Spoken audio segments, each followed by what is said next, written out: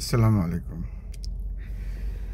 Actually একটা জিনিস share করি সমস্ত বাংলাদেশের মানুষের জন্য, বা সিটি কর্পোরেশন নিয়ে যারা কাজ করেন তাদের জন্য।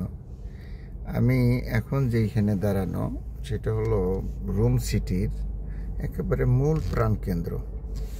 এই মূল প্রাণকেন্দ্রের মধ্যে সবচেয়ে যে জিনিসটা শেয়ার করতে চাইতেছি, দেখেন সব জায়গায় গাছ আছে। আর এই সিটিটা শুরু হয়েছে কয়েক হাজার বছর আগের ঘটনা, কিন্তু দেখেন যেদিকে তাকাবেন গাছ আছে। গাছের যে ইয়েটা তারা রেখে দিছে, দেখবেন এদিকে প্রত্যেকটা জায়গায় যত পুরাতন বিল্ডিং হোক না কেন তারা গাছের ব্যবস্থা রাখছে।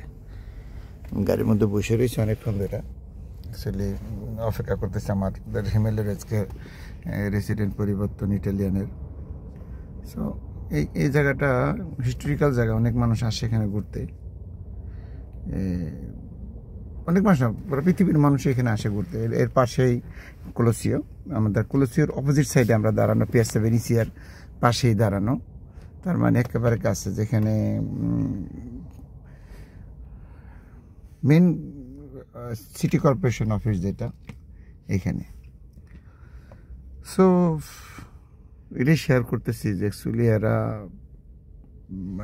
জনজীবনের বা যে একটা অক্সিজেন নেওয়ার জন্য যে গ্যাপ রাখা, বিল্ডিংয়ের যে গ্যাপ রাখা, বা ওইভাবে বিল্ডিংটারে করা বা সিটিটার ওইভাবে গুছানো, এরা হাজার হাজার বছর আগে এরা এই জিনিসটা ভেবে নিছে। কিন্তু আমরা বাংলাদেশিরা এখন তো অনেক নতুন নতুন সিটি হইতেছে, যেমন বসুন্ধরা, তারপরে আমারও হাউজিংয়ের মধ্যে বাড়ি অবশ্য।